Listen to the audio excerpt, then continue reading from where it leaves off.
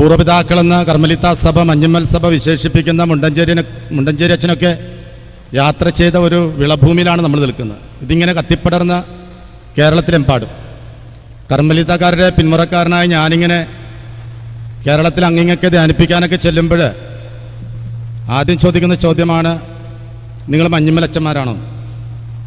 ആദ്യമൊന്നും എനിക്കത്ര സുഖിച്ചില്ല. മഞ്ഞമ്മൽ അച്ഛന്മാരാണോ? എല്ലാവരും ചോദിക്കണം മഞ്ഞമ്മേന്നാണെന്നാണ്. ഞാൻ പലപ്പോഴും പറഞ്ഞ അർത്ഥങ്ങിയെന്നാണെന്ന്. നിങ്ങൾ മഞ്ഞമ്മേൽ അച്ഛന്മാരാണോ? മഞ്ഞമ്മേൽ അച്ഛന്മാരാ. പിന്നെ അടുത്ത ചോദ്യം, സെബാസ്റ്റ്യനച്ഛൻ്റെ അച്ഛന്മാരാണോ? സെബാസ്റ്റ്യനച്ഛൻ്റെ അച്ഛന്മാരാ. ആൻ്റണി കാനപ്പള്ളിയച്ഛൻ്റെ അച്ഛന്മാരാണോ? അതെ, അങ്ങനെയാണ്. കാരണം എല്ലായിടത്തുമൊക്കെ ആദ്യം എൻ്റെ നാടിനെക്കുറിച്ച് പറഞ്ഞായിരുന്നു എനിക്കിഷ്ടം, അർത്ഥങ്ങളിനെ കുറിച്ച്. പക്ഷേ പിന്നീട് ഇങ്ങനെ ആയി പ്രായപൂർത്തിയൊക്കെ വന്നപ്പോൾ എനിക്ക് സ്വയം തോന്നി മഞ്ഞമ്മേൽ അച്ഛനാണെന്ന് പറയുന്നതാണ് നല്ലതെന്ന്. കാരണം പിന്നെയാണ് ചിന്ത വന്നത്, ഞാൻ മരിച്ചാലും അടക്കപ്പെടുന്നത് ഇവിടെയാണല്ലോ. അപ്പം ഇനി എനിക്ക് വേറെ മണ്ണില്ല, ഉള്ള മണ്ണ് ഇതാണ്. അപ്പോൾ ശരിക്കും പറഞ്ഞാൽ എൻ്റെ സ്വന്തം നാട്, സ്വന്തം മണ്ണും മഞ്ഞമ്മലുള്ള സകല അച്ഛന്മാരുടെയൊക്കെ സ്വന്തം മണ്ണും സ്വന്തം നാടൊക്കെ ഇത് തന്നെയാണ്. അതുകൊണ്ട് എനിക്ക് ആ ഒരു പഴയ ചിന്താഗതിയൊക്കെ പോയി. ഇപ്പം എനിക്ക് ഈ മണ്ണ്. അതുകൊണ്ട് തന്നെയാണ് ഇവിടെ നിന്നിങ്ങനെ തുടങ്ങി പുറപ്പെട്ടുള്ള കുറേ നല്ല കാര്യങ്ങളൊക്കെ ഉണ്ട്. മഞ്ഞമ്മേന്ന് ഇറങ്ങിയ ഒരുപക്ഷെ പത്രമാസികകളൊക്കെ ഇറങ്ങിയത് ഇവിടുന്ന്, വണക്കമാസ പുസ്തകം ഇറങ്ങിയത് ഇവിടുന്ന്, കുടുംബ പ്രാർത്ഥന എങ്ങനെയായിരിക്കണമെന്നൊക്കെ ഇറങ്ങിയത് ഇവിടുന്ന്, പഠിപ്പിച്ച ഇവിടുന്ന്. അതൊക്കെ ഇന്ന് കേരളക്കരെ ആകെ, അല്ലെങ്കിൽ എവിടെയൊക്കെ മലയാളികളുണ്ടോ അവിടെയെല്ലാം അത് എത്തിയിട്ടുണ്ടെങ്കിൽ അത് ഇവിടുന്ന് ഇങ്ങനെ യാത്ര ചെയ്ത് പോയതാണെന്നേ. വളരെ മനോഹരമല്ലേ അത്? തീർച്ചയായിട്ടും ഏറെ മഞ്ഞമ്മക്കാർക്ക് ഏറെ ആസ്വദിക്കാനും അഹങ്കാരിക്കാനും ഒക്കെ വേണ്ടത് വചനത്തിലൂടെ തന്നെ കണ്ടെത്തിയ ഉത്സവങ്ങളാണ്. അപ്പോൾ തീർച്ചയായിട്ടും അതിൽ എപ്പോഴും നമ്മൾ ആനന്ദിക്കണം. പ്രത്യേകിച്ച് ഇത് വണക്കമാസത്തിൻ്റെ മാസമാണ്. എത്ര വീടുകളിൽ വണക്കമാസം ചൊല്ലുന്നുണ്ടെന്നുള്ള വീടുകളിൽ പണ്ട് അപ്പനും അമ്മയും മക്കളും ഒക്കെ ഒന്നിച്ചിരുന്ന് വണക്കമാസം ചൊല്ലി പ്രാർത്ഥിക്കണം. ത്രിസന്ധ്യാജപം, അവൻ്റെ കുടുംബ പ്രാർത്ഥന, ഇതൊന്നും മുടങ്ങരുതെന്ന് നമ്മളെയൊക്കെ പഠിപ്പിച്ചേർന്ന കർമ്മലീത്തക്കാരുടെ പിന്മുറക്കാരനായിട്ടാണ് ഞാനിവിടെ നിൽക്കുന്നത്. അപ്പോൾ ശരിക്കും പറഞ്ഞാൽ പാരമ്പര്യത്തെയാണ് നമ്മൾ അനുധാവനം ചെയ്യാനുള്ളത്, പഠിക്കാനുള്ളതും പഠിപ്പിക്കാനുള്ളതും. ഇപ്പോൾ വണക്കമാസം പോലും ഡെഡായി പോയിക്കൊണ്ടിരിക്കുക. അപ്പോൾ അതൊന്നും അങ്ങനെ നഷ്ടപ്പെട്ടു പോകാതെ വീടുകളിൽ തന്നെ വണക്കമാസം ചൊല്ലണമെന്നൊക്കെ പറഞ്ഞു പഠിപ്പിച്ചു. ഞാൻ വെറുതെ ഒരു കാര്യം പറയാമല്ലോ, നമ്മുടെയൊക്കെ വീടുകളിൽ ഏത് രൂപമാണ് വേണ്ടത്? നമ്മുടെയൊക്കെ വീടുകളിൽ വെക്കേണ്ട, പ്രാർത്ഥനയ്ക്ക് വെക്കേണ്ട രൂപം അത്. എനിക്ക് അവിടെ വന്നിട്ട് ഒരു സുഖം തോന്നുള്ളൂ. എന്താണ് വീട്ടിലൊക്കെ വെക്കേണ്ട രൂപം ഏതാ? എന്താണ്? തിരുഹൃദയത്തിൻ്റെ രൂപം. സ്റ്റാച്ചു അല്ല, ഫോട്ടോ. പസ്ക രൂപം എന്ന് നമ്മൾ പറയും. എവിടെ നിന്നാണ് വാക്കുമെന്നൊന്നും എനിക്കറിയാൻ പറ്റില്ല. പസ്ക രൂപം എന്നാണ് പറയുന്നത്. പടമാണ് വെക്കേണ്ടത്. അത് പഠിപ്പിച്ചു തന്നത് കർമ്മലീത്ത സഭയാണ്. നമ്മുടെ വീടുകളിൽ രൂപം വെക്കണം, അത് തിരുഹൃദയത്തിൻ്റെതായിരിക്കണമെന്നും അതിനിടവും ബലവും മാതാവാകാം, ഔസേപ്പിതാവാകാം, വിശുദ്ധന്മാരാകാം, ആരുമാകാം. പക്ഷേ അത് സെൻറ്റർ നമുക്കുണ്ടാകേണ്ടത് തിരുഹൃദയത്തിൻ്റെ പടമാണ്. ഇന്ന് ആ പടം മാറ്റിയിട്ട് എത്രയോ വീടുകളിൽ വലിയ വീട് വെക്കുമ്പോൾ എല്ലാവരുടെയും ചിന്ത വലിയ സ്റ്റാച്ചു വെക്കണമെന്നാണ്. ചിന്ത മാറി, വലിയ സ്റ്റാച്ചുവാ. ചില വീടുകളിൽ ചെന്ന് നോക്കുമ്പോൾ നമ്മുടെ വലിയ പള്ളികളിൽ പോലും ഇല്ലാത്ത വലിയൊരു 6 അടി ഉയരമുള്ള രൂപങ്ങളാണ് ചില വീടുകളിലിരിക്കുന്നത്. ചില വീടുകളിലിരിക്കുന്ന വലിയ സ്റ്റാച്യൂസ് ആണ്. What's the meaning of that? അത് വലിയ സ്റ്റാച്യൂസ് പബ്ലിക് വെനറേഷൻ ഉള്ളതാണ്. പൊതുവണക്കം, പൊതുവേദികളിൽ അങ്ങനെ പൊതുവായിട്ട് വെക്കേണ്ട സാധനങ്ങൾ പോലും നമ്മൾ ഇന്ന് പ്രൈവറ്റായിട്ട് മുറിയിൽ വെച്ച് പ്രാർത്ഥിക്കുമ്പോൾ അറിയണം പൊതുവണക്കമാണ്. പൊതുവണക്കം എന്ന് പറഞ്ഞാൽ എവിടെയൊക്കെയാണ്? റോഡ് സൈഡിൽ എവിടെയെങ്കിലും നമുക്ക് ചാപ്പൽ കെട്ടി വെക്കാം, കോൺവെൻറ്റുകളിൽ വെക്കാം, പള്ളികളിൽ വെക്കാം, കോൺവെൻറ്റ് അല്ലെങ്കിൽ പള്ളി ചാപ്പലുകളിൽ വെക്കാം. എന്ന് പറഞ്ഞാൽ വരുന്നവർക്കെല്ലാം പ്രാർത്ഥിക്കാനുള്ള ഒരിടമായിട്ട് പൊതുവേദിയിൽ വെക്കേണ്ട ഒന്നാണ് സ്റ്റാച്ചു. പക്ഷെ നമ്മളിപ്പോഴോ, നമ്മൾ വീട് വഞ്ചരിക്കാൻ വരുമ്പോഴേ വലിയ വീട് വെക്കുമ്പോൾ വലിയ രൂപം വെക്കണം, വലിയ സ്റ്റാച്ചു വെക്കണം എന്നുള്ള ചിന്തയിലേക്ക് നമ്മൾ മാറി. ഏതെങ്കിലും കർമ്മലീത്തക്കാർ പഠിച്ചോ? നിങ്ങളുടെയൊക്കെ വീട്ടിൽ ഈ കട്ടളപ്പടിയിൽ കതകിൽ കർത്താവിൻ്റെ മാതാവിൻ്റെ പടം കൊത്തിവെക്കാനായിട്ട് ആര് പഠിപ്പിച്ചു തന്നു? മഞ്ഞിമെന്നത് പുറപ്പെട്ടിട്ടില്ല. അപ്പോൾ പാരമ്പര്യങ്ങളുടെ ഒരു ഈറ്റില്ലത്തിലേക്ക് നമ്മൾ വരുമ്പോൾ പഴമത്വത്തിലേക്ക് തിരിച്ചു പോയി വിശ്വാസത്തെ തിരിച്ചു പിടിക്കാനായിട്ട് നമുക്ക് സാധിക്കുന്നിടത്താണ് നമ്മൾ വളരാൻ പോകുന്നത്. അപ്പം തീർച്ചയായിട്ടും ഈ മഹോത്സവങ്ങളൊക്കെ ഒരു റിവൈൻഡിങ് ആകണം. We have to rewind our life. ഒന്ന് തിരിച്ചൊന്ന് റിവൈൻഡ് ചെയ്ത് നോക്കണം, എൻ്റെ അന്നത്തെ വിശ്വാസവും ഇന്നത്തെ വിശ്വാസവും എവിടെ നിൽക്കുന്നെന്ന് അതൊന്ന് കണ്ടെത്തണം. അതൊന്ന് കണ്ടെത്തി കഴിയുമ്പോൾ നമുക്ക് പഴമയിലേക്ക് യാത്ര ചെയ്യാം. ആ പഴമയിൽ ചെന്നിട്ട് നമ്മുടെ കുടുംബസമേതം മക്കളോടൊത്ത് കുടുംബ പ്രാർത്ഥനയ്ക്കിരിക്കുമ്പോൾ അതിൻ്റെ ഒരു തിരിച്ചറിവുണ്ടാകും. കുടുംബ പ്രാർത്ഥന ഏത് സമയം വരെ ചൊല്ലാം? ഏത് സമയം വരെ? ടൈം പറ. വൈകിട്ടത്തെ പ്രാർത്ഥന ടൈം പറ. എത്ര? ആ ഒരു 7 മണി 8 മണി അത്രയൊക്കെ മതി. ഒരു 8:30 മണി അത്രയൊക്കെ മതി. അതിനപ്പുറത്തേക്കൊന്നും പോകരുത്. അതിനപ്പുറത്തേക്കൊന്നും പോകരുത്. പിന്നെ ദൈവത്തെ വിചാരിച്ച് ഭക്ഷണം കഴിഞ്ഞിട്ട് കൊന്തയെല്ലാം വേണ്ടിയിരിക്കുക. ദൈവത്തെ വിചാരിച്ച് ചൊല്ലില്ലെങ്കിലും വേണ്ട.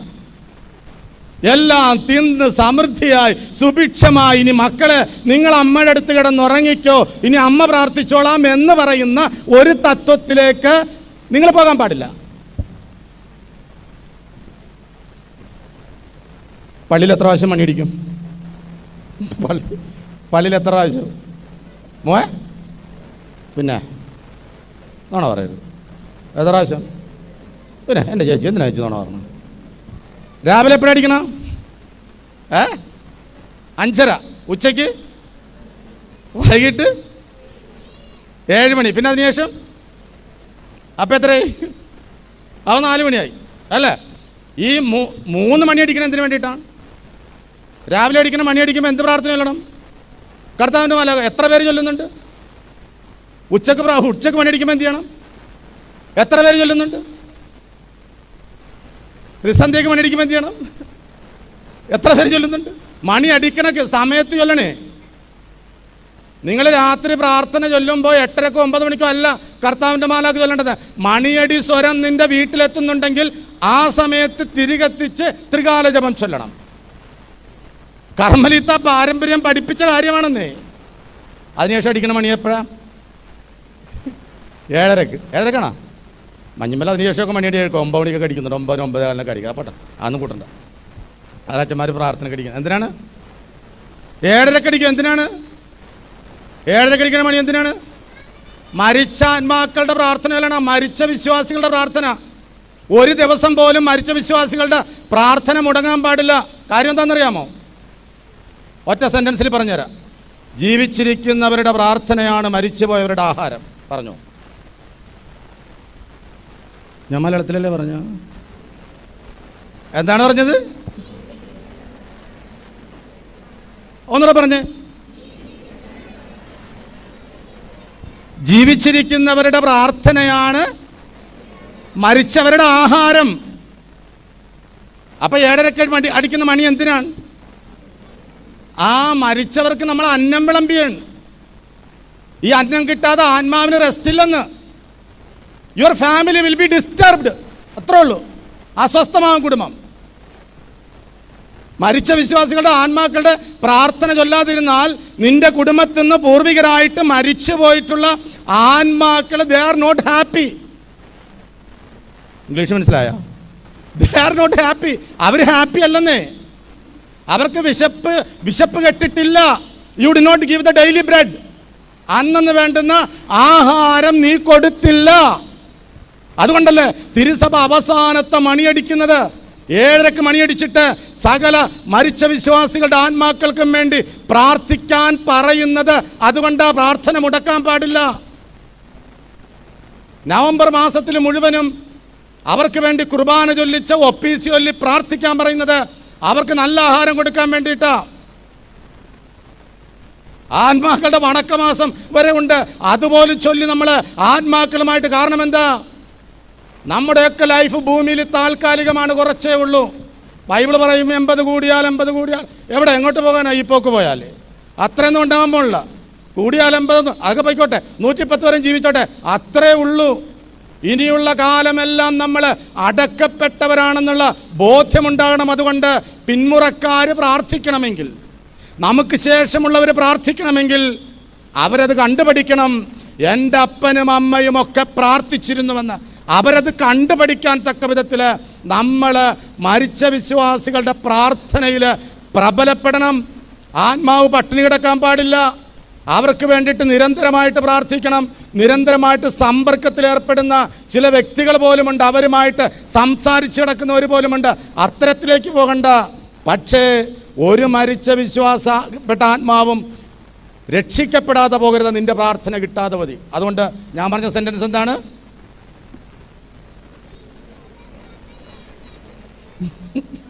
ജീവിച്ചിരിക്കുന്നവരുടെ പ്രാർത്ഥനയാണ് മരിച്ചുപോയവരുടെ ആഹാരം തീർന്നു. അത്രേ ഉള്ളൂ.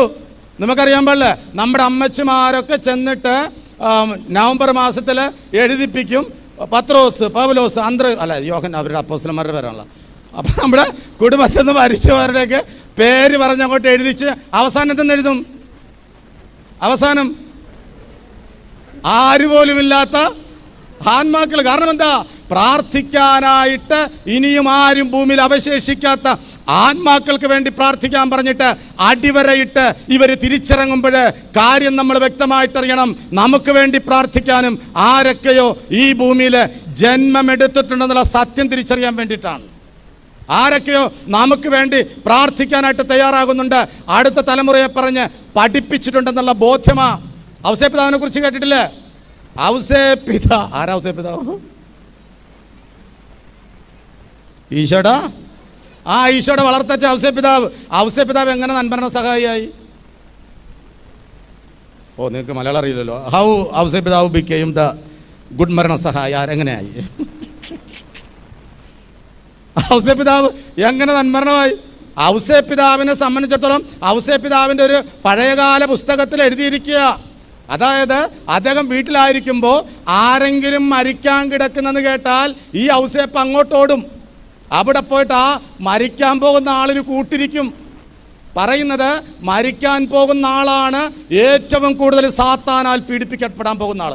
അതുകൊണ്ട് സാത്താന് ഈ ആത്മാവിന് വിട്ടുകൊടുക്കാതെ ഔസേപ്പിതാവ് പോയിട്ട് കാവലിരുന്ന് സ്വർഗത്തെക്കുറിച്ച് പറഞ്ഞ് നരകത്തെക്കുറിച്ച് പറഞ്ഞ് പഠിപ്പിച്ച് മാനസാന്തരപ്പെടുത്തി മരിപ്പിച്ചിരുന്നു. അതുകൊണ്ട് ഔസേപ്പിതാവിന് കിട്ടിയൊരു പേരാ നന്മരണ സഹായി. നല്ല മരണത്തിന് സഹായിക്കുന്ന ആള് എന്ന് കിട്ടാൻ കാരണം മരിച്ചുപോയ ആത്മാക്കൾ നഷ്ടപ്പെടാതിരിക്കാനായിട്ട് ജീവിതകാലത്ത് പ്രാർത്ഥിച്ച ഒരാൾ. അതിനേക്കാൾ ഉപരിയായിട്ട് സെക്കൻഡ് പാർട്ട്, മാതാവിനോടും കർത്താവിൻ്റെയും കൂട്ടത്തിൽ മരിക്കാൻ പറ്റിയ ആളെന്ന് പറയുന്ന ഒരു സത്യത്തിൽ വന്നിട്ട് നമുക്ക് ഔസേപ്പിതാവിനെ ഇങ്ങോട്ട് സമർപ്പിക്കാം. അപ്പോൾ കർമ്മലിത്തക്കാർ പാരമ്പര്യമായിട്ട് പറഞ്ഞ് നമ്മളെയൊക്കെ പഠിപ്പിച്ച് തന്ന ചില വിശ്വാസങ്ങൾ, അതിൻ്റെ തിരുനാളം കൊളുത്തപ്പെട്ട ഇടമാണ് മഞ്ഞുമൽ എന്ന് പറയാൻ വേണ്ടിയിട്ടാണ്. ഈ കൂടാരം അത്രയ്ക്ക് വലുതാ. ഈ കൂടാരത്തിൽ നിരവധി പേര് വന്ന് പ്രാർത്ഥിച്ചിടമാ. ഞാൻ ഇടയ്ക്കൊക്കെ പറയാറുണ്ട്, നിങ്ങൾക്ക് സമയം കിട്ടുമ്പോൾ ഇതിൻ്റെ പുറകിലുള്ള പള്ളിയുടെ ഇടതുവശത്തുള്ള നമ്മുടെ അച്ഛന്മാരുടെ സിമിത്തേരി പോയിരുന്ന് ഒന്ന് പ്രാർത്ഥിക്കണം. കാരണം അവിടെ വിശുദ്ധരടക്കം ചെയ്യപ്പെട്ടിട്ടുണ്ട്. നൂറ്റാണ്ടുകളായിട്ട് മരണപ്പെട്ടു പോയിട്ടുള്ള വിശുദ്ധരെ അടക്കം ചെയ്ത വിശുദ്ധരായ കർമ്മലിത്ത പുരോഹിതന്മാരെ അടക്കം ചെയ്ത ഇടമാണത്.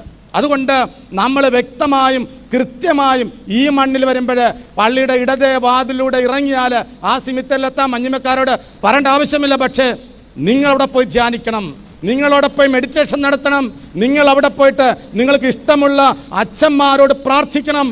കാരണം വിശുദ്ധരുടെ ഒരു കൂടാരമാണത്. ഞാനിപ്പോഴേ കണിച്ചുളങ്ങരയിലാണുള്ളത്. കണിച്ചുളങ്ങര യേശുഭവനിൽ. അത് ഞങ്ങളുടെ ആശ്രമം 86 മോഡലാണ്. 1986 അത് സ്ഥാപിച്ചത്. ആ വർഷമാണ് ഞാൻ സെമിനാരിൽ ചേർന്നത്. അപ്പോൾ സെമിനാരിൽ ചേർന്നിട്ട് അത് കഴിഞ്ഞിട്ടുള്ള വർഷങ്ങളിലൊക്കെ ഞാനവിടെ ചെല്ലുമ്പോൾ ഒരു കാഴ്ച കാണുമായിരുന്നു. നമ്മുടെ ബർത്തലോമ്യൂസ് അച്ഛൻ അവിടെ നിലത്തിരുന്ന് ഗാർഡനിൽ നിലത്തിരുന്ന് കയ്യിലെ ചെറിയ മമ്മട്ടിയും പിടിച്ച് അവിടെ ഇരുന്ന് ആ പുല്ല് കൊത്തി ആ ചെടിയുടെ ഇടയിലുള്ള പുല്ലെല്ലാം കൊത്തി ഇങ്ങനെ മാറ്റി വെക്കുന്ന കാഴ്ച. അപ്പോൾ അതിന് ഞാൻ ചെന്നപ്പോൾ, ഞാനപ്പോൾ സ്റ്റുഡൻറ്റാണ്.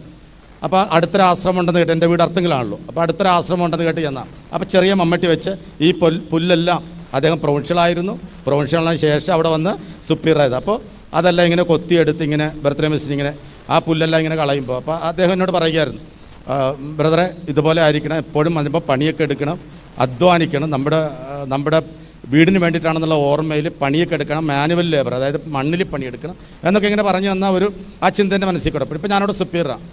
ഇപ്പം ഞാൻ ശരിക്കും പറഞ്ഞ തോട്ടത്തിൽ അതുപോലെ ഇരുന്ന് പുല്ല് കൊത്തി പറിക്കുമ്പോൾ അതിലേക്കൂടെ വന്ന് യേശുദാസിനോട് ഞാൻ പറഞ്ഞു, ഞാൻ ഈ തോട്ടത്തിൽ പുല്ല് പറിക്കാൻ ഇറങ്ങുമ്പോഴൊക്കെ എൻ്റെ മനസ്സിലൊരു മനുഷ്യൻ എൻ്റെ ഓർമ്മയിൽ വരാറുണ്ടെന്ന് പറഞ്ഞിട്ട് ഞാൻ പറഞ്ഞു കൊടുത്താണ് ബെർത്തലോമെസിൻ്റെ ഓർമ്മ.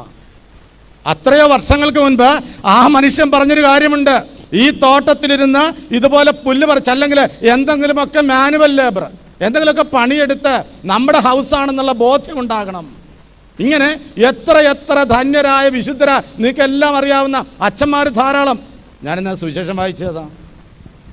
ഞാനിങ്ങനെ പറയാൻ പോയി കഴിഞ്ഞാൽ ഞങ്ങളെക്കുറിച്ച് ഇങ്ങനെ വീരവാദം അടിച്ചിട്ടുണ്ട്. ഇന്ന് വായിച്ച സുവിശേഷം വിശുദ്ധ മർക്കോസിൻ്റെ സുവിശേഷം 1-ാം അധ്യായം 9 മുതൽ 11 വരെയുള്ള വാക്യങ്ങൾ വായിച്ചു. അതിനകത്ത് എന്തായിരുന്നു? ഈശോ മാമോദിസ സ്വീകരിക്കുന്ന ഒരൊറ്റ ഇതിനെക്കുറിച്ചാണ്. ശരിക്കും പറഞ്ഞാൽ ഞാൻ 2 ബുക്ക് കൊണ്ടുവന്നിട്ടുണ്ട് കേട്ടോ. 2 ബുക്ക് ഞാൻ ഇന്ന് എന്താണ് പറയാൻ ഉദ്ദേശിച്ചതെന്ന് ചോദിച്ചാൽ, ഈ 2 ബുക്ക് നിങ്ങൾ കണ്ടിട്ടുണ്ടോയെന്ന് അറിയാമല്ലോ. കണ്ടിട്ടുണ്ടോ? നിങ്ങളതും കാണാൻ വേണ്ടിയതല്ല, അച്ഛന്മാർ ഉപയോഗിക്കണ ബുക്കാണ്. ഇത് ജ്ഞാനസ്നാനത്തിൻ്റെ പുസ്തകം. ഇതെന്താണ്? മാമോദിസയുടെ പുസ്തകം. ഇതാ മരണത്തിൻ്റെ പുസ്തകം. ഇത് അച്ഛന്മാർ ഉപയോഗിക്കുന്ന 2 പുസ്തകങ്ങളാണ്. അവ ശരിക്കും പറഞ്ഞാൽ എനിക്ക് എൻ്റെ ഉദ്ദേശം തന്നെ ഇന്ന് മാമോദിസയും മരണത്തെയും കുറിച്ച് പറയാൻ വേണ്ടിയിട്ടാണ്. അപ്പോൾ തീർച്ചയായിട്ടും ഈശോയുടെ മാമോദിസ എന്ന് പറയുന്നത് ഏറ്റവും വലിയ ഒരു കാര്യമാണ്. ഈശോയുടെ മാമോദിസ എന്താണെന്ന് നമുക്ക് ഇങ്ങനെ വെറുതെ ഒന്ന് നോക്കാം. ഈശോ ജോർദാന്റെ കരയിലേക്ക് വരികയാണ്. അവിടെ ജ്ഞാനസ്നാനം പെടാൻ വരുമ്പോൾ 3 കാര്യങ്ങൾ സംഭവിക്കുന്നുണ്ട്. എന്താണത്? ഒന്ന് അല്ല വേണ്ട, രണ്ടാമത്തെ അല്ല വേണ്ട, മൂന്നാമത്തെ പറ. ഒന്നാമത്തെ സ്വർഗം തുറന്നു അല്ലേ? സ്വർഗം തുറക്കപ്പെട്ടു. എപ്പോൾ? ജ്ഞാനസ്നാനത്തിൽ വന്നപ്പോൾ. അത് യേശുവിൻ്റെ ജ്ഞാനസ്നാനത്തിന് മാത്രമല്ലെന്നേ, it happens in our baptism. നമ്മുടെയൊക്കെ ബാപ്റ്റിസത്തിന് അത് സംഭവിക്കുന്നുണ്ടെന്നേ. സ്വർഗം തുറക്കപ്പെടുന്നുണ്ട്. നമ്മൾ എപ്പോഴെല്ലാം പ്രാർത്ഥിക്കുന്നു അപ്പോഴെല്ലാം സ്വർഗം തുറക്കപ്പെടുന്നുണ്ട്. നമ്മൾ എപ്പോഴെല്ലാം കുർബാനയിൽ പങ്കെടുക്കുന്നുണ്ടോ അപ്പോഴെല്ലാം സ്വർഗം തുറക്കപ്പെടുന്നുണ്ട്. നമ്മൾ എപ്പോഴെല്ലാം കുമ്പസാരം കൂട്ടി പോകുന്നുണ്ടോ അപ്പോഴെല്ലാം സ്വർഗം തുറക്കപ്പെടുന്നുണ്ട്. അപ്പോൾ യേശുവിൻ്റെ ബാപ്റ്റിസത്തിന് എന്താണ് സംഭവിച്ചതെന്ന് ചോദിച്ചാൽ സ്വർഗം തുറക്കപ്പെട്ടു. സ്വർഗം തുറക്കുക എന്ന് പറഞ്ഞാൽ ഏത് പുണ്യപ്രവൃത്തിയിൽ സംഭവിക്കുന്നൊരു കാര്യമാണ്. The heaven will be opened. സ്വർഗം തുറക്കപ്പെടും. ഏതൊരു പുണ്യപ്രവൃത്തി ചെയ്താലും അവിടെ സ്വർഗം തുറക്കപ്പെടും. കാരണം ഒരു മനുഷ്യൻ പുണ്യപ്രവൃത്തി ചെയ്യുന്നത് സ്വർഗം തുറക്കപ്പെടാൻ വേണ്ടിയിട്ടാണ്. ഒരാൾ കുടുംബ പ്രാർത്ഥനയ്ക്ക് ഇരിക്കുന്നത് സ്വർഗം തുറക്കപ്പെടാൻ വേണ്ടിയിട്ടാണ്. ഒരാളൊരു പുണ്യപ്രവൃത്തി ചെയ്യുന്നതും ഈ വചനം കേൾക്കുമ്പോഴും നിങ്ങളുടെ മുമ്പിൽ സ്വർഗം തുറക്കപ്പെടുന്നുണ്ട്. അത് യേശുവിൻ്റെ ബാപ്റ്റിസത്തിന് മാത്രമല്ല. അപ്പോൾ ഒരു കുഞ്ഞിൻ്റെ ബാപ്റ്റിസം നടക്കുമ്പോൾ ആദ്യം മാതാപിതാക്കൾ അറിയേണ്ടത് ആ കുഞ്ഞിൻ്റെ മുൻപിൽ സ്വർഗം തുറക്കപ്പെടുന്നുണ്ട്. സ്വർഗം തുറക്കപ്പെടണം. അതിനു വേണ്ടിയിട്ട് ഒരു കുഞ്ഞിനെ നീ നിന്റെ കുഞ്ഞിനെയുമായിട്ട് ദേവാലയത്തിൽ പോകുന്നത്, ആ ദേവാലയത്തിൽ നിന്റെ കുഞ്ഞിൻ്റെ മാമോദീസയുടെ സമയത്തെക്കുറിച്ചൊന്ന് വിലയിരുത്തി നോക്കിക്കേ. നമ്മുടെയൊക്കെ കുടുംബങ്ങളിൽ ഇന്ന് നടക്കുന്ന മാമോദീസകൾ വെറുതെ ഒന്ന് കടമെടുത്തൊന്ന് ചിന്തിച്ചു നോക്ക്. എപ്രകാരമാണ് നടക്കുക? എപ്രകാരമാണ് ഗർഭവതിയായ ഒരു പെണ്ണ് തൻ്റെ കൊച്ചിനെ കാത്തു സൂക്ഷിക്കുന്നത്? എപ്രകാരമാണ് ഗർഭവതി? ഇന്ന് ആ ഗർഭം ധരിച്ചിരിക്കുന്ന അവസ്ഥ പോലും മീഡിയയിൽ ഫോട്ടോഷൂട്ടായിട്ട് നശിപ്പിച്ച് കളയുന്ന ഒരു സമയമല്ലേ ഇപ്പോഴത്തെ? ആ ഉള്ളിൽ കിടക്കുന്ന കുഞ്ഞിനെ ഇങ്ങനെ പ്രദർശിപ്പിച്ച് ആ വയറും കാണിച്ച് ഫോട്ടോഷൂട്ടും നടത്തി എനിക്കത്ര ഇഷ്ടപ്പെടാത്തൊരു കാര്യമാണ്. എന്താ അതുകൊണ്ടുള്ള ഗുണം? എവിടുന്ന് അത് കിട്ടിയത്? ഏറ്റവും സ്വകാര്യമായിട്ട്, ഏറ്റവും രഹസ്യമായിട്ട് ഒരുപക്ഷെ മറിയം തൻ്റെ ഉദരത്തിൽ വഹിച്ച് സ്വകാര്യതയിൽ സൂക്ഷിച്ച ഒരു നിധിയാണ് നിന്റെ കുഞ്ഞ്. അതുപോട്ടെ, ആ കുട്ടി ജനിച്ചങ്ങോട്ട് ആ കുട്ടി ഭൂമി കണ്ടതേ ഉള്ളൂ. ഉടനെ എടുത്ത് സോഷ്യൽ മീഡിയയിലേക്ക് ഇട്ട് കഴിഞ്ഞു. ആ കൊച്ചിൻ്റെ ചിത്രം ലോകമെമ്പാടും എത്തിക്കഴിഞ്ഞു. എന്താ വേണ്ടത്? എന്താ നിങ്ങൾക്ക് വേണ്ടത്? ആ കൊച്ചിനെ കുറിച്ച് എന്താ വേണ്ടത്? എന്താണ് ആ കൊച്ചിൽ നിന്ന് നീ പ്രതീക്ഷിക്കുന്നത്? ഒരു കാര്യം അറിയുക, വിവാഹം കഴിഞ്ഞിട്ട് വർഷങ്ങളായിട്ട് മക്കളില്ലാതിരിക്കുന്ന കരഞ്ഞു പ്രാർത്ഥിക്കുന്ന ദമ്പതിമാരുണ്ട് നമ്മുടെ നാട്ടിൽ. അവരുടെ നെഞ്ച് ഒന്ന് പിടഞ്ഞാൽ മതി ഈ കാഴ്ചകൾ കാണുമ്പോൾ. നിങ്ങൾക്കറിയാമോ? അത് മിനിമം അതെങ്കിലും അറിയണം. കല്യാണം കഴിച്ച് വർഷങ്ങളായിട്ട് കൊച്ചിന് വേണ്ടി പ്രാർത്ഥിക്കുന്ന ദമ്പതിമാരുടെ ഇടനെഞ്ചൊന്ന് പൊട്ടും ഈ ചിത്രങ്ങൾ ചിലത് കാണുമ്പോൾ. അത് പൊട്ടിക്കരുത്, അതിനെ വേദനിപ്പിക്കരുത്. അവരുടെ ഇല്ലായ്മയെ നിങ്ങൾ ചോദ്യം ചെയ്യരുത്, ചൂഷണം ചെയ്യരുത്. വേദനിക്കുന്നുണ്ട് പലര്. കാരണം എന്താണെന്നറിയാമോ? ഞാൻ ഇങ്ങനെ എൻ്റെ ആശ്രമത്തിൽ ആയിരിക്കുമ്പോൾ അവിടെ മക്കളില്ലാതെ വന്ന് പ്രാർത്ഥിക്കുന്ന ദമ്പതിമാരുടെ കണ്ണീര് കാണുന്നുണ്ട് ഞാൻ. ഇങ്ങനെയൊക്കെ നമ്മൾ മീഡിയയിലൂടെ ഇങ്ങനെയുള്ള കാര്യങ്ങളൊക്കെ പ്രദർശിപ്പിക്കുമ്പോൾ എന്താണ് നമുക്ക് ആ കൊച്ചിനെ കുറിച്ചുള്ള പ്രതീക്ഷകളുള്ളത്? എന്തുമാത്രം അപ്പനും അമ്മയും ആ കുഞ്ഞിന് വേണ്ടി പ്രാർത്ഥിക്കുന്നുണ്ട്. നിനക്കറിയാമോ, സ്വർഗം ആ കുഞ്ഞിൻ്റെ മുമ്പിൽ തുറക്കപ്പെടണമെങ്കിൽ അപ്പനും അമ്മയും എന്തുമാത്രം ഒരുങ്ങണമെന്നറിയാമോ? ഒരു ജ്ഞാനസ്നാനത്തിന് വേണ്ടിയിട്ട്. എങ്ങനെയാണ് നമ്മുടെ അപ്പന്മാരൊരുങ്ങുക? എങ്ങനെയാണ് നമ്മുടെ മക്കൾ ഒരുങ്ങുക? എങ്ങനെയാണ് അമ്മമാർ ആ ജ്ഞാനസ്നാനത്തിന് വേണ്ടി ഒരുങ്ങുക എന്നുള്ള ചിന്തയെങ്കിലും മനസ്സിലുണ്ടാകണം. മിനിമത്തിൽ ഏതെങ്കിലും കുടുംബത്തിൽ ഈ ജ്ഞാനസ്നാനത്തിന് മദ്യം വിളമ്പുന്നുണ്ടെങ്കിൽ മനുഷ്യ, അപ്പ, നീയാണ് ഏറ്റവും വലിയ റോങ്, ഏറ്റവും വലിയ തെറ്റ് നീയാ. സത്യം, ഏറ്റവും വലിയ തെറ്റ് നീയാ. ആ ദിവസം നമ്മളൊക്കെ പറയും, എൻ്റെ കൂട്ടുകാരൻ്റെ വീട്ടിൽ എനിക്ക് മദ്യം വെച്ച് വിളമ്പി, അതുകൊണ്ട് ഞാനും ചെയ്യും.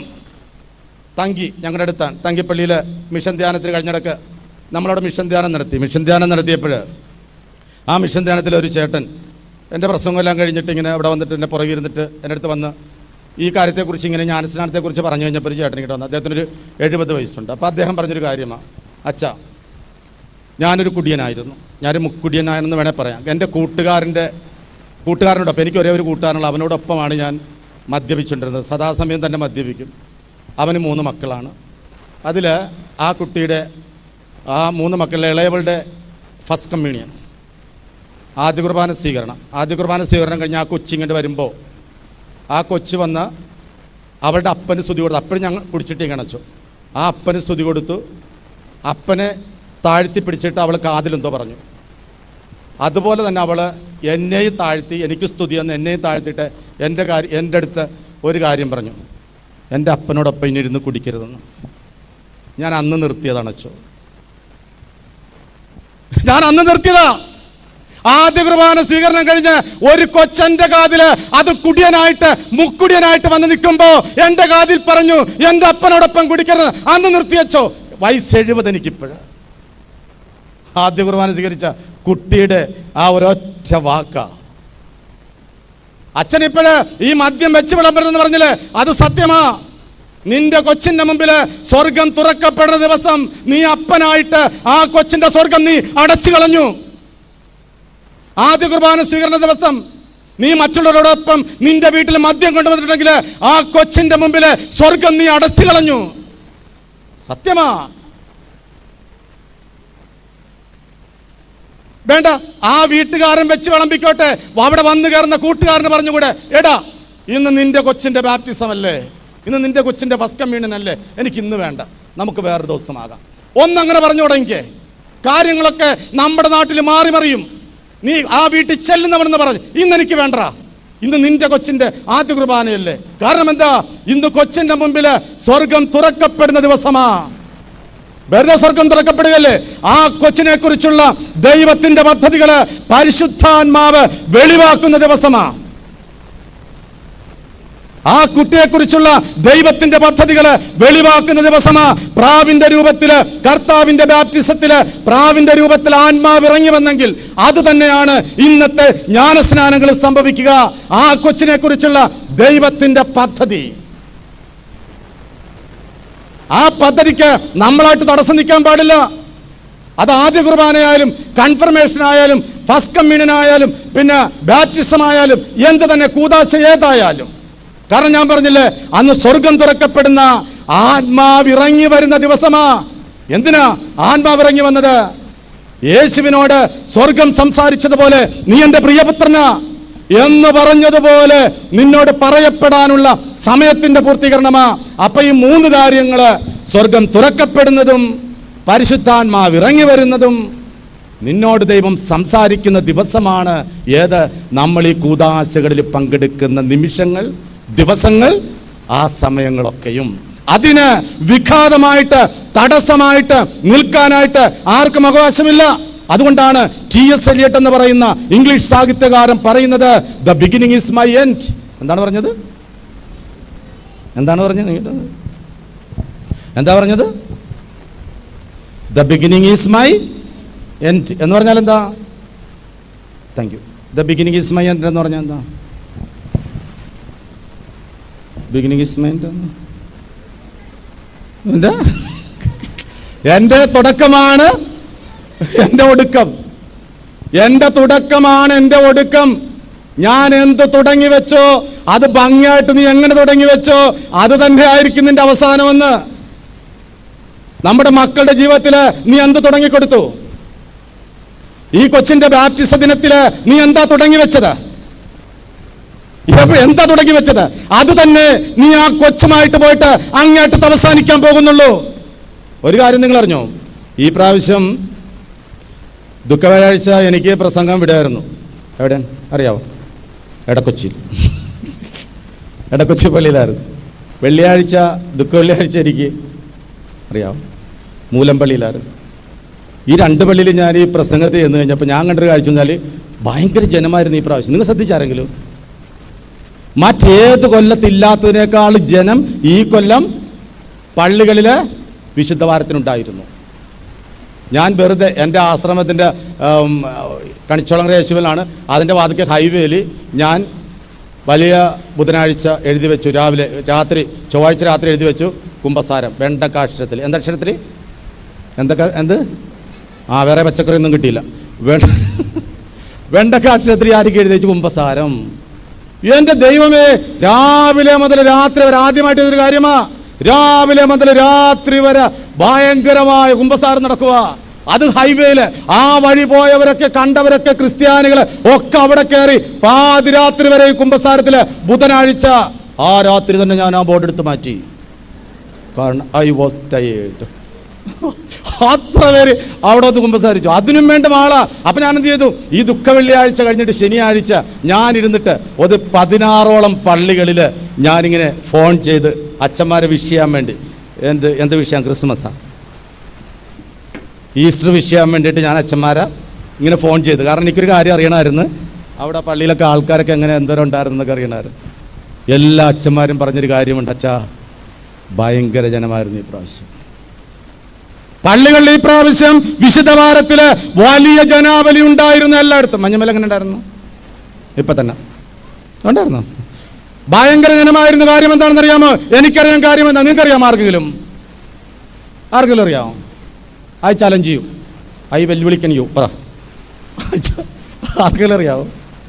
ഈ പ്രാവശ്യമേ ഈ കഴിഞ്ഞൊരു വർഷം ഉണ്ടല്ല, നമ്മുടെ യുവജനങ്ങളെല്ലാം മരണം കണ്ട് പേടിച്ചു. എന്തുകൊണ്ട് പേടിച്ചു? മരണം കണ്ട് പേടിച്ചു. കൊലപാതകം കണ്ട് പേടിച്ചു. പെടഞ്ഞു വീണുള്ള മരണം കണ്ട് പേടിച്ചു. ധാരാളം പേര് പേടിച്ചു. ഭയങ്കര പേടിയായിപ്പോയി. മരണം കണ്ട് പേടിച്ചു. അത്രയേറെ യുവജനങ്ങള് കൊണ്ടും കൊടുത്തും കൊല വിളിച്ചും അപ്പനെ അമ്മയും കണ്ണും മുഖം നോക്കാതെ വെട്ടിക്കൊന്നുമൊക്കെ അരിഞ്ഞു ദൂരത്തിട്ടപ്പോഴ് സ്വന്തം മനസാക്ഷി ഉള്ളിൽ കിടന്ന് ഒന്ന് പിടച്ചു. മനസ്സ് പറഞ്ഞു, മകനെ അരുത്, നോ, ഇത് പാടില്ല എന്ന് പറഞ്ഞ സകല മക്കളും ഈ പ്രാവശ്യം പള്ളിയിലുണ്ടായിരുന്നു. അറിഞ്ഞോ അറിയാതെയോ പള്ളിയിലുണ്ടായിരുന്നു. സത്യമല്ലേ? സത്യമാണ്. പേടിച്ചു പോയി. മരണം കണ്ട് പേടിച്ചിട്ടാ. പേടിക്കണം, പേടിച്ചേ പറ്റൂ. നമ്മുടെ പിള്ളേർക്കൊക്കെ ഇത്തിരി പാതിരാപ്പൊട്ട് തിന്നാൻ കൊതിയാണല്ലോ. പാതിരാപ്പൊട്ട് കാരണം എന്താണ്? പാതിരാക്കോഴി കടയുണ്ടല്ലോ. പാതിരാക്കോഴി ഏത് എന്ന സമയത്ത് എന്നാലും കൂവാൻ തയ്യാറായി നിൽക്കുന്ന കോഴി ഏത് സമയത്ത് റെഡിയാണല്ലോ. പാതിരാപ്പൊട്ട് തിന്നണം, സമയത്തും കാലത്തും വീട്ടിൽ വരില്ല. ഇങ്ങനെയുള്ള ഭയങ്കരമായ സംഭവങ്ങൾ. ആ അമ്മ കുറേ നാളായിട്ട് എൻ്റെ മുമ്പിൽ കിടന്ന് എൻ്റെ അടുത്ത് വന്ന് കരയും, അച്ഛാ എൻ്റെ മകന് വേണ്ടി ഒന്ന് പ്രാർത്ഥിക്കണേ, അച്ഛാ എൻ്റെ മകന് വേണ്ടി ഒന്ന് പ്രാർത്ഥിക്കണം. ഞാൻ ചേച്ചിയോട് പറഞ്ഞു, ചേച്ചി ഞാൻ പ്രാർത്ഥിക്കാം. അച്ഛാ എനിക്ക് ഏക മകനാണ് അച്ഛാ, അച്ഛൻ പ്രാർത്ഥിക്കണം. എൻ്റെ ഭർത്താവ് കൂലിപ്പണിക്കാരനാണ്, വലിയ കുഴപ്പമില്ല അച്ഛാ, അവൻ അത്യാവശ്യം പണിയൊക്കെ അവനെടുക്കും, പക്ഷേ അവൻ സമയത്ത് വീട്ടിൽ വരാറില്ല. അമ്മയുടെ സങ്കടങ്ങളിലൊന്നും അവൻ സമയത്ത് വീട്ടിൽ വരാറില്ല. അവൻ ഞാൻ വെച്ച് വിളമ്പുന്ന ഭക്ഷണം രാത്രി കഴിക്കാറില്ല. അവൻ ഏതോ സമയത്ത് വരുന്നു. പല രാത്രികളിൽ എനിക്ക് ഉറക്കമില്ല. ഞാൻ ഉറക്കമില്ലാതെ കാത്തിരി 2 വർഷത്തോളം ഈ അമ്മ ഇത് തന്നെ പറഞ്ഞുകൊണ്ട് എൻ്റെ അടുത്ത് ഇങ്ങനെ വരുമായിരുന്നു. അവൾ കഴിഞ്ഞ കൊല്ലം, ഇപ്പോൾ 1 വർഷം കഴിയുന്നു, കഴിഞ്ഞ കൊല്ലം അവൾ വന്ന് ആ അമ്മ വന്ന് എൻ്റെ അടുത്ത് പറഞ്ഞു, ഞാൻ മടുത്തച്ചോ. മരിച്ചത് അമ്മ മടുത്തപ്പോൾ. എപ്പോഴാണ് മരിച്ചത്? അമ്മ മടുത്തപ്പോൾ അവൻ മരിച്ചു. അമ്മ മടുത്തു.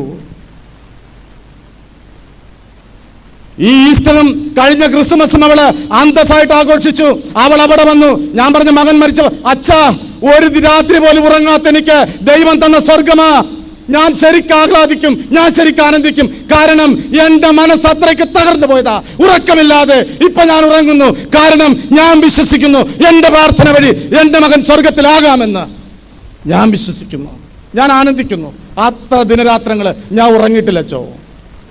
എൻ്റെ സ്വരപരിധിയിലുള്ള യുവതിയുവാക്കന്മാരെ, ഇടയ്ക്കെങ്കിലും സ്വസ്ഥമായിട്ടിരിക്കുമ്പോൾ, നല്ലതായിട്ടിരിക്കുമ്പോൾ അമ്മയോടും അപ്പനോട് ചെന്ന് ചോദിക്കണം, എന്നെ മടുത്തോന്നു. ഒന്ന് ചോദിച്ചേക്ക്, എന്നെ മടുത്തോന്നു. നിരവധി പേര്, നിരവധി മാതാപിതാക്കള് മക്കളെ കൊണ്ട് മടുത്തിട്ടുണ്ട്. എന്ന് നിങ്ങൾ മടുക്കുന്നുവോ അന്ന് അന്ത്യമാ. കാരണം എന്താ?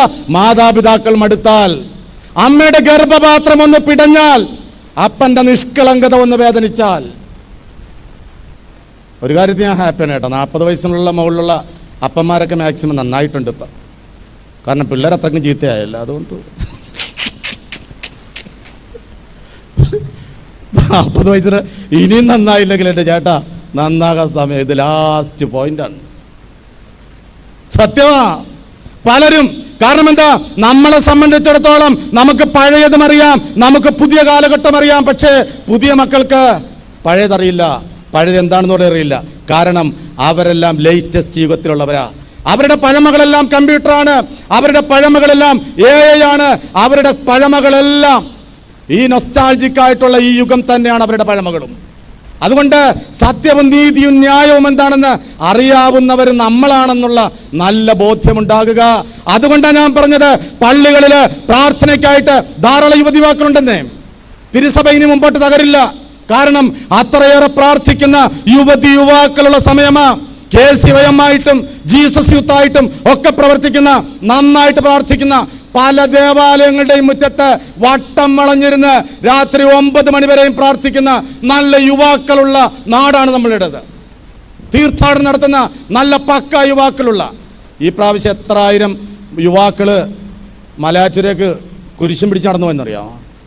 എത്ര ആയിരം പേര്.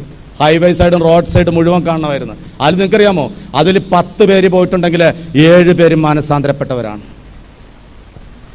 10 പേര് ഈ പ്രാവശ്യം മല കയറാനായിട്ട് കുരിശുമെടുത്ത് ഇടവഴി നടന്നു പോയിട്ടുണ്ടെങ്കിൽ അതിൽ 7 പേരും മാനസാന്തരപ്പെടാൻ വേണ്ടി പോയതാണ്.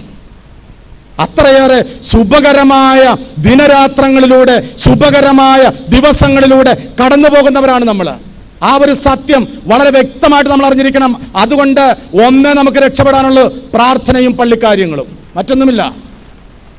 ഇനി മുമ്പോട്ട് രക്ഷപ്പെടണമെങ്കിൽ പ്രാർത്ഥനയും പള്ളിക്കാര്യങ്ങളും അതേ ഉള്ളൂ. മറ്റതെല്ലാം ഇങ്ങനെ വന്ന് സ്തംഭനാവസ്ഥയിൽ നിൽക്കാൻ ഏത് സമയത്താണെന്ന് അറിയാൻ പാടില്ല. ഞാനിത് കഴിഞ്ഞാൽ ഉടനെ പോകും. കാരണം ഇന്ത്യയും പാകിസ്ഥാൻ യുദ്ധം നടക്കെ, കൊച്ചിയാണ് സാധ്യത പറയുന്നത്. ഞാനിത് കഴിഞ്ഞാൽ ഉടനെ പോകും. അടുത്ത ടോക്കണിന് ഞാൻ നിൽക്കില്ല. ആലപ്പുഴ സേഫാണ്.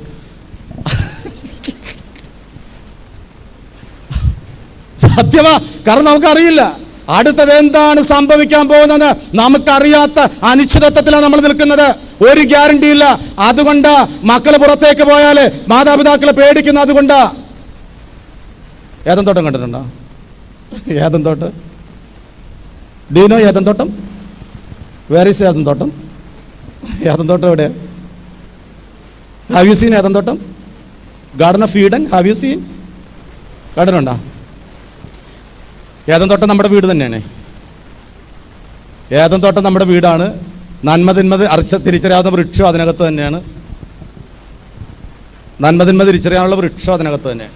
അതുകൊണ്ട് അത് കൃത്യമായിട്ട് അറിഞ്ഞിരിക്കണം. നമ്മുടെ സ്വർഗവും നമ്മുടെ ഗാർഡൻ ഓഫ് ഈഡൻ എന്ന് പറയുന്നത് സ്വന്തം വീടാണ്. നന്മതിന്മ തിരിച്ചറിയേണ്ട സ്ഥലം അതാ. ആ വീട്ടിൽ നിന്നാണ് നന്മയും തിന്മയും വരുന്നതെന്നുള്ള നല്ല ബോധ്യം നമുക്കുണ്ടാകണം.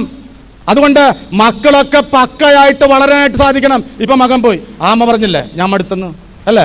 അമ്മ പറഞ്ഞില്ലേ? മകൻ ഫോണുമായിട്ട് പോയി, അമ്മ വിളിച്ചു, ഫോൺ എടുത്തില്ലെങ്കിൽ ആ എടുക്കാതിരിക്കുന്ന അവസ്ഥ നിൻ്റെ ഡേഞ്ചറാണ്. അമ്മ വിളിച്ചിട്ട് എടുത്തില്ല, ഫസ്റ്റ് കോൾ, പിന്നെ വിളിച്ചിട്ട് എടുത്തില്ല, സെക്കൻഡ് കോൾ, പിന്നെ നീ ഓഫാക്കി, തേർഡ് കോൾ, തീർന്നു. മാതാപിതാക്കൾ വിളിക്കുന്ന ആ വിളിയുണ്ടല്ലോ, നിനക്ക് ഡേഞ്ചറാണ്. ആ കോൾ എടുത്തില്ലെങ്കിലുണ്ടല്ലോ, അതിൻ്റെ ഭവിഷ്യത്ത് നീ അനുഭവിക്കണം. കാരണം ആ സമയത്ത് നിൻ്റെ അമ്മയുടെ ഗർഭപാത്രം ഒന്ന് പിടയും, ആ അമ്മയുടെ നെഞ്ചിൻ്റെ മിടിപ്പ് അത് ദൈവം കേൾക്കും. ഡേഞ്ചറാണേ. അതുകൊണ്ട് അമ്മ എടുത്താൽ, അമ്മേ ഞാൻ ഇപ്പം വരാം, അല്ലെങ്കിൽ ഞാൻ 9 മണിക്ക് എത്തുമെന്ന് പറഞ്ഞാൽ അടുത്ത 9 മണിക്ക് നീ ഫോൺ ചെയ്തിരിക്കണം. അമ്മ അരമണിക്കൂറോടെ ഞാൻ താമസിക്കും, 9:30 നീ വിളിക്കണം, അമ്മ ഞാൻ വഴിയിലാണ്, 10 മണിക്കെത്തും, മതി, അമ്മക്കത് മതി എന്ന്. പക്ഷെ നീ എടുക്കാതിരുന്ന സമയമുണ്ടല്ലോ, that is in the danger zone. അത് അപകട മേഖലയാണ്, അത് തൊടാൻ പാടില്ല. നന്മ തിന്മ തിരിച്ചറിയാവുന്ന വൃക്ഷം നിന്റെ വീട് തന്നെയാ. അതുകൊണ്ടല്ലേ വളരെ മനോഹരമായിട്ട് നമ്മുടെ മൃതസംസ്കാര പുസ്തകത്തില് 2 പ്രധാനപ്പെട്ട കാര്യങ്ങൾ പറഞ്ഞെന്ന് അവസാനിപ്പിക്കുക. അല്ലെങ്കിൽ പിന്നെ ഞാൻ ആലപ്പുഴയിൽ നിന്ന് എന്തിനാണ് ഈ പുസ്തകം കൊണ്ടുവന്നത്? 2 കാര്യങ്ങൾ. അതായത് മരണക്കിടക്ക, മരിച്ചു കിടക്കുന്നു.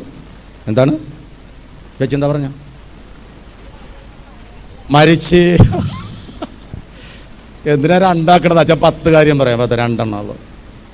നിങ്ങൾ മരിച്ചു കിടക്കാൻ നേരത്തെ മരിച്ചു കിടക്കുമ്പോൾ എല്ലാവരും ഇങ്ങനെ ഇരുന്ന് കരയണ സമയത്ത് അച്ഛൻ വരുമല്ലോ. പള്ളിയിൽ നിന്ന് അച്ഛൻ വന്നിട്ട് ഒരു തിരി കത്തിച്ച് അല്ലേ, ആ തിരി കത്തിച്ച് തന്നിട്ട് അച്ഛൻ പറയുന്ന ഒരു കാര്യമുണ്ട്. ഇതിനകത്ത് എഴുതി, ഞാൻ കാണാപ്പടം പഠിച്ചിട്ടുണ്ടെന്നാ, പക്ഷേ നിങ്ങളെ കണ്ടാൽ മറന്നുപോയി.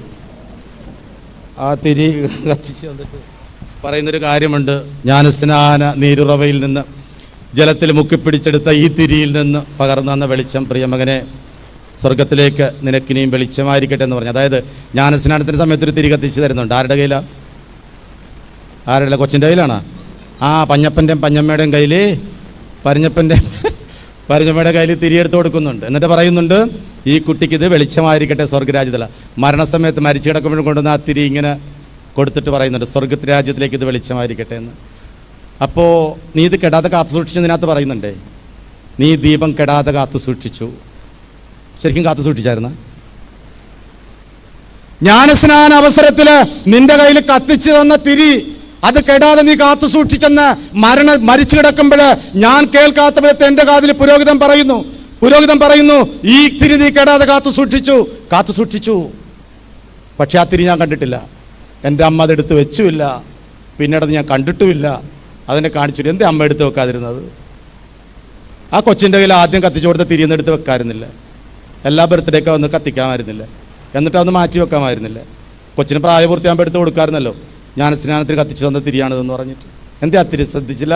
ബഹളത്തിനിടക്ക് ഞാൻ കണ്ടുമില്ല, അമ്മ ഓർപ്പിച്ചുമില്ല. പക്ഷേ മരണത്തിന് ആ തിരിയും കത്തിച്ച് പുരോഹിതൻ വന്നു, ജ്ഞാനസ്നാന സവരത്തിൽ നിനക്ക് വന്ന തിരിയാണിത്, നീ ഇത് കെടാതെ കാത്തു സൂക്ഷിച്ചു. പത്യമാ, ആ തിരി നീ കെടുത്താതെ കാത്തു സൂക്ഷിച്ചു. കാരണം ഉള്ളിൻ്റെ ഉള്ളിൽ എവിടെയോ സത്യമായിട്ട് ആ വെളിച്ചം ഇങ്ങനെ കത്തി നിപ്പുണ്ടായിരുന്നു. അതുകൊണ്ടാ മകനെ നീ തകർന്നു പോകാതിരുന്നത്. ആ തിരി വെളിച്ചമാ. തെറ്റിലേക്ക് പോയപ്പോൾ നിന്റെ മനസ്സ് പറഞ്ഞു അരുതെന്ന്. അതുകൊണ്ട് നീ വലിയ തെറ്റിൽ പോകാതിരുന്നത്. കാരണം സ്വർഗത്തിന്റെ തിരി ഇങ്ങനെ കത്തിച്ചിങ്ങനെ ഉള്ളില് നിപ്പുണ്ട്. ആ തിരി നീ കണ്ടില്ല, ജനിച്ചപ്പോഴും കണ്ടില്ല, മരിച്ചപ്പോഴും നീ കണ്ടില്ല. പക്ഷെ ആ തിരി നിനക്ക് കൂട്ടായിട്ട് നിന്റെ ശവപ്പെട്ടിയുടെ അരികിൽ വന്നു. അച്ഛന് വെള്ള തുണിയെടുത്ത് മരിച്ചപ്പോൾ നെഞ്ചിലിട്ട് തന്നിട്ടൊരു കാര്യം കൂടി പറഞ്ഞു, പ്രിയ മകനെ, പ്രിയ മകളെ, ജ്ഞാനസ്നാനാവസരത്തിൽ നീ സ്വീകരിച്ച ഈ വെള്ളവസ്ത്രം ഇതിനെ നീ മലിനപ്പെടുത്താതെ കാത്തു സൂക്ഷിച്ചു. സ്വർഗത്തിലേക്കുള്ള നിന്റെ യാത്രയിൽ ഈ തിരി, ഈ വെള്ളവസ്ത്രം നിനക്കൊരു അലങ്കാരമായിരിക്കട്ടെ. നീ മലിനപ്പെടുത്താതെ കാത്തു സൂക്ഷിച്ചു. കൊച്ചിന് കൊടുത്ത ആ തുണിയൊന്നും എടുത്ത് വെക്കാമായിരുന്നില്ലേ? ആദ്യത്തെ ഉടുപ്പ്, കുട്ടിയുടുപ്പ്, ഇനി അമ്മ എടുത്തു വെച്ചിട്ടുണ്ടോ? ബിരിയാണിയുടെ തിരക്കിലായിപ്പോയല്ലോ, എടുത്തു വെക്കാൻ പറ്റിയില്ല. ബന്ധുക്കളെ സ്വീകരിക്കണമായിരുന്നല്ലോ, ആ ഉടുപ്പ് കണ്ടില്ല. പിന്നെ എങ്ങോട്ട് പോയി? ആ വെള്ളവസ്ത്രം മരിച്ചു കിടക്കുമ്പോൾ എൻ്റെ നെഞ്ചിൽ വന്ന് വീണിട്ട് പറഞ്ഞു, നീ മലിനപ്പെടുത്താതെ കാത്തു സൂക്ഷിച്ചു.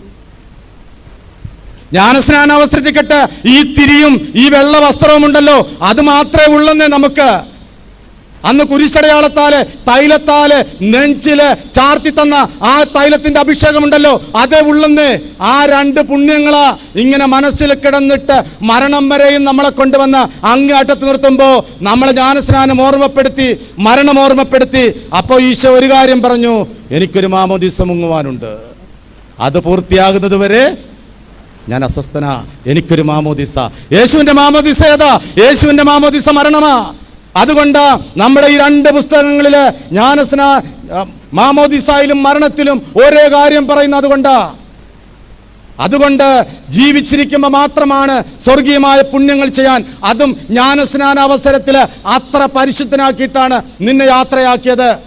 അതിനാൽ തീർച്ചയായും നീ കരുതിയിരിക്കണം, മാതാപിതാക്കൾ കരുതിയിരിക്കണം, അന്ന് സ്വർഗം തുറക്കപ്പെടുന്ന, പരിശുദ്ധാത്മാവ് ഇറങ്ങി വരുന്ന, ദൈവം സംസാരിക്കുന്ന സമയമാണ് ഈ ജ്ഞാനസ്നാനവും കൂദാശകളൊക്കെ പരിക്രമം ചെയ്യുമ്പോൾ. അതിനുവേണ്ടി നന്നായിട്ടൊരുങ്ങി, എല്ലാവരും നന്നായിട്ട് പ്രാർത്ഥിക്കാനുള്ള മനസ്സുണ്ടാകണമെന്ന് പ്രത്യേകമായിട്ട് ഓർമ്മപ്പെടുത്തുകയാണ്. അതുകൊണ്ട് ഈ പുസ്തകം 2 പള്ളിയിൽ നിന്ന് മേടിച്ച് കൈവച്ചോ, പ്രാർത്ഥിച്ചോ, നന്നായിട്ട് പ്രാർത്ഥിക്കും. നമുക്ക് എഴുന്നേറ്റ് നിൽക്കാം. ഒരു നിമിഷം എഴുന്നേറ്റ് നിന്ന് കണ്ണുകളടച്ച് കരങ്ങൾ കൂപ്പി നമുക്ക് പ്രാർത്ഥിക്കാം. എല്ലാവരും കണ്ണുകളടച്ച് കരങ്ങൾ കൂപ്പി 2 കാലുകളും അടുപ്പിച്ച് ഇങ്ങനെ ചവിട്ടി ഈ പുണ്യഭൂമിയിൽ നിന്നുകൊണ്ട് നമുക്ക് പ്രാർത്ഥിക്കാം. കർത്താവിൻ്റെ വചനം നമ്മുടെ ശിരസിനെ അഭിഷേകം ചെയ്യണമെന്ന്, ഹൃദയത്തിൻ്റെ മാലിന്യങ്ങളൊക്കെ തുടച്ച് മാറ്റണമെന്ന്, ശരീരത്തിൻ്റെ അശുദ്ധിയെല്ലാം മാറ്റി ജ്ഞാനസ്നാനാവസരത്തിൽ കിട്ടിയ വെള്ളവസ്ത്രത്തിൻ്റെ ഓർമ്മ എന്നും കാത്തു സൂക്ഷിക്കാനുള്ള കൃപ തരണമേ എന്ന്, അന്ന് കത്തിച്ചു വെച്ച തിരുനാളമുള്ളിലെന്നും ഇങ്ങനെ കത്തി നിൽക്കാനുള്ള പ്രചോദനം ഉണ്ടാകണമേ എന്ന്, തെറ്റിൻ്റെ വഴികളിലേക്ക് പോയപ്പോഴൊക്കെ ഈ വെള്ളവസ്ത്രവും ഈ അണയാത്ത തിരിയും എന്നോട് പറഞ്ഞു വന്നിട്ടുണ്ട്. വഴി അത്ര സുഖകരമല്ല, ആ വഴി പോകരുത്, വഴി മാറ്റി ചവിട്ടാൻ. കർത്താവായ ഈശോയെ, മാമോദീസ മുതൽ മരണം വരെയുള്ള ഞങ്ങളുടെ ഈ യാത്രയിൽ മരണമല്ലത് മാമോദീസയാണെന്ന് കർത്താവ് ഞങ്ങൾക്ക് പറഞ്ഞു തന്നതുപോലെ ജീവിതയാത്രയിൽ ഒരുങ്ങാൻ ഞങ്ങളെ ഓരോരുത്തരെ അനുഗ്രഹിക്കണമേ. മഞ്ഞുമൽ മണ്ണിൽ നിന്ന് ഈ നാട്ടിന്, ഈ കേരളക്കരയാകെ പടർന്നു പിടിച്ചിട്ടുള്ള ഈ വചന സന്ദേശമെല്ലാം എല്ലാവരുടെയും ഹൃദയങ്ങളിൽ സൂക്ഷിക്കാൻ, ആ വചനത്തിൻ്റെ മധുരമയിൽ ജീവിക്കാനുള്ള കൃപാവരം നൽകി അനുഗ്രഹിക്കണമെന്നാണ് ഞങ്ങൾ പ്രാർത്ഥിക്കുക. എൻ്റെ ഈശോയെ, സ്വർഗീയമായ വരപ്രസാദങ്ങളിൽ നിന്നും ഉൾക്കൊണ്ട് ജീവിക്കാനുള്ള കൃപ തരണമേ. മാതാപിതാക്കളെയൊക്കെ നന്നായിട്ട് ഒരുക്കണമേ. നല്ല പ്രാർത്ഥിക്കുന്ന യുവജന സമൂഹത്തെ ഞങ്ങൾക്ക് തരണമേ. കർത്താവേ, തിരുസഭയിലെ പുതിയ മാർപ്പാപ്പ ആനുകാലിക സത്യങ്ങളോട് വിശ്വസ്തതയുള്ളവനായിരിക്കാൻ, ആനുകാലികതയിൽ പാരമ്പര്യങ്ങൾ നഷ്ടപ്പെടാതെ മുൻപോട്ട് നയിക്കാൻ തക്കവിധത്തിൽ ശക്തനായ ഒരു മാർപ്പാപ്പയെ ഞങ്ങൾക്ക് തരണമേ എന്ന് ഞങ്ങൾ പ്രാർത്ഥിക്കുന്നു. കർത്താവേ, സ്വരപരിധിയിൽ, കൂടാരത്തിൽ ഈ സമയം നിന്ന് പ്രാർത്ഥിക്കുന്ന ഈ മക്കൾ ഇതിൻ്റെ തുടക്കത്തിൽ ഏതെല്ലാം കാര്യങ്ങൾക്ക് വേണ്ടി പ്രാർത്ഥിച്ചുവോ അക്കാര്യങ്ങളിലെല്ലാം ദൈവമായ കൃപയും വരപ്രസാദങ്ങളും നൽകണമേ. എൻ്റെ പൗരോഹിത്യത്തിൻ്റെ അധികാരത്താലും വിശുദ്ധ കുരിശിനാലും ഞാനിവരെ ആശീർവദിക്കുകയും മുദ്രണം ചെയ്യുകയും ചെയ്യുമ്പോൾ എൻ്റെ ഈശോ ആശീർവാദം സ്വീകരിച്ച് ഇവരുദ്ദേശിച്ച കാര്യങ്ങളുടെ മേൽ നീ തീർപ്പ് കൽപ്പിക്കണമേ എന്ന് ഞാൻ പ്രാർത്ഥിക്കുന്നു. കർത്താവ് നിങ്ങളോടുകൂടെ. സർവശക്തനായ ദൈവം, പിതാവും പുത്രനും പരിശുദ്ധാത്മാവുമായ സർവേശ്വരന്റെ അനുഗ്രഹം നിങ്ങളുടെ മേൽ വന്നണഞ്ഞ് നിത്യം നിലനിൽക്കുമാറാകട്ടെ. ഈശോമിശിഹായ്ക്ക് സ്തുതിയായിരിക്കട്ടെ. പരസ്പര സ്തുതി പറഞ്ഞ എല്ലാവർക്കും ഈശോമിശിഹായ്ക്ക് സ്തുതിയായിരിക്കട്ടെ. സ്നേഹമുള്ളവരെ, സുവിശേഷ മഹോത്സവത്തിൻ്റെ 2ാം ദിനമായ ഇന്ന് നമുക്കായിട്ട് വചന വിചിന്തനം, ആദ്യത്തെ വചന വിചിന്തനം നൽകിയത് നമുക്കെല്ലാവർക്കും സുപരിചിതനായ ബാവുപ്പളച്ചനാണ്. അച്ഛൻ നമുക്ക് ഒത്തിരി സുപരിചിതനാണ്. കാരണം വർഷങ്ങൾക്ക് മുൻപ് ആൻഡ്രൂസ് അച്ഛനോടൊപ്പം ഈ സുവിശേഷ മഹോത്സവത്തിന് നേതൃത്വം കൊടുത്ത വ്യക്തി കൂടിയാണ്. അതുകൊണ്ട് തന്നെ നമുക്കേറെ അറിയാവുന്ന ഒരച്ഛനാണ്. അച്ഛൻ്റെ ഒരു പ്രത്യേകത എന്ന് പറയുന്നത് ഒരു പുതുമയോടുകൂടി എല്ലാ കാര്യങ്ങളും അവതരിപ്പിക്കുക. ഈ അച്ഛൻ പറഞ്ഞ കാര്യങ്ങളൊക്കെ നമുക്കറിയാവുന്ന കാര്യങ്ങളാണല്ലേ. പക്ഷേ അച്ഛൻ ആ ഒരു പുതുമയോടുകൂടി, ഒരു ക്രിയേറ്റിവിറ്റിയോടുകൂടി അത് നമ്മുടെ മുൻപിൽ അവതരിപ്പിച്ചപ്പോൾ അത് നമുക്ക് വളരെ ആനന്ദകരമായിരുന്നു. അച്ഛൻ അങ്ങനെയുള്ള വാക്ക് ഉപയോഗിച്ചുകൊണ്ടാണ് അച്ഛൻ്റെ ടോക്ക് തുടങ്ങിയത്. അപ്പോൾ അച്ഛൻ പറഞ്ഞത് നമ്മുടെ പ്രാർത്ഥനകളൊക്കെ സ്വർഗം തുറക്കുന്നവയാകണം. ശരിക്കും നമ്മൾക്ക് ഒത്തിരി പ്രാർത്ഥിക്കുന്നവരാണ് അല്ലേ. വീടുകളിലും ദേവാലയത്തിലും ധ്യാന കേന്ദ്രങ്ങളിലും നൊവേന സെൻ്ററിലുമൊക്കെ ആയിട്ട് നമ്മൾ ഒത്തിരി പ്രാർത്ഥിക്കുന്നവരാണ്. പക്ഷേ നമ്മുടെയൊക്കെ പ്രാർത്ഥനകൾ സ്വർഗം തുറക്കുന്നുണ്ടോ എന്നൊരു സംശയം ഒരുപക്ഷെ നമ്മുടെ പ്രാർത്ഥന കഴിയുമ്പോഴും നമ്മുടെ തുടർന്നുള്ള ജീവിതത്തിലൊക്കെ നമുക്ക് അനുഭവപ്പെടാറുണ്ട്. അപ്പോൾ അച്ഛൻ നമുക്ക് പറഞ്ഞു തരികയായിരുന്നു എങ്ങനെയാണ്, എപ്രകാരമാണ് നമ്മുടെ പ്രാർത്ഥനകളൊക്കെ സ്വർഗം തുറക്കുന്ന അല്ലെങ്കിൽ തുറക്കപ്പെടുന്ന അനുഭവമാക്കി മാറ്റുവാനായിട്ട്. അതുപോലെ തന്നെ ഒരു കർമ്മലിത്ത പാരമ്പര്യം, പ്രാർത്ഥനയുടെ പാരമ്പര്യത്തെക്കുറിച്ചും നമ്മുടെ കുടുംബങ്ങൾ എപ്രകാരം നല്ല സന്തോഷത്തോടെയും സമാധാനത്തോടെയും ഐക്യത്തോടെയൊക്കെ പോകണമെന്ന് അച്ഛൻ പറഞ്ഞു തരികയായിരുന്നു. അച്ഛൻ നമുക്കറിയാം കണിച്ചുളങ്ങര ഏച്ചി ഭവനിലെ സുപ്പീരിയറും അതുപോലെ തന്നെ ധ്യാന കേന്ദ്രത്തിൻ്റെ ഡയറക്ടറുമാണ്. അർത്തുങ്കലാണ്, ഞാനും അർത്തുങ്കക്കാരനാണ്. അപ്പോൾ ഒത്തിരി അഭിമാനമുണ്ട് ഈ സമയം അച്ഛന് വേണ്ടി, അച്ഛന് നന്ദി പറയുവാൻ കിട്ടിയതിന്. അതോടൊപ്പം തന്നെ നമുക്ക് അച്ഛന് വേണ്ടിയിട്ട് പ്രത്യേകം പ്രാർത്ഥിക്കണം. ഞങ്ങളുടെ പരമ്പരാഗത മിഷൻ ധ്യാനം, കർമ്മലിത്ത അച്ഛന്മാർ നയിക്കുന്ന ഒരു ധ്യാനമാണ് പരമ്പരാഗത മിഷൻ ധ്യാനം. എനിക്ക് തോന്നുന്നു അച്ഛൻ നേതൃത്വം കോർഡിനേറ്ററായിട്ട് പ്രസാദ് അവിടെയുണ്ട്. അച്ഛനാണ് കൗൺസിലർ ഇൻചാർജ്. അതുപോലെ തന്നെ കോർഡിനേറ്ററായിട്ട് അച്ഛൻ ഈ സ്ഥാനം ഏറ്റെടുത്തതിന് ശേഷമാണ് ഏറ്റവും കൂടുതൽ മിഷൻ ധ്യാനം കേരളത്തിൽ നടന്നിട്ടുള്ളത്. അത് വലിയൊരു കാര്യമാണ്. ഇനിയും ഈ അടുത്ത ഞായറാഴ്ച, ഈ വരുന്ന ഞായറാഴ്ച കൊല്ലത്ത് മിഷൻ ധ്യാനം തുടങ്ങിയാണ്. അപ്പം അച്ഛൻ അതിൻ്റെ ഒരുക്കത്തിലും തിരക്കിലുമൊക്കെയാണ്. അതിനിടയിലും ഇവിടെ വന്ന് നമുക്ക് വേണ്ടി ഈ വചനം പങ്കുവെച്ചതിന് അച്ഛന് എല്ലാവരുടെയും പേരിൽ, പ്രത്യേകിച്ച് CRCയുടെ പേരിലും മഞ്ഞമ്പൽ ആശ്രമത്തിൻ്റെ പേരിലും അതുപോലെ തന്നെ മഹോത്സവ കമ്മിറ്റിയുടെ പേരിലും ഇവിടെയുള്ള എല്ലാവരുടെയും പേരിൽ അച്ഛന് നന്ദി അർപ്പിക്കണം. ഒരു കരഘോഷത്തോടെ നമുക്ക് അച്ഛന് നന്ദി കൊടുക്കാം.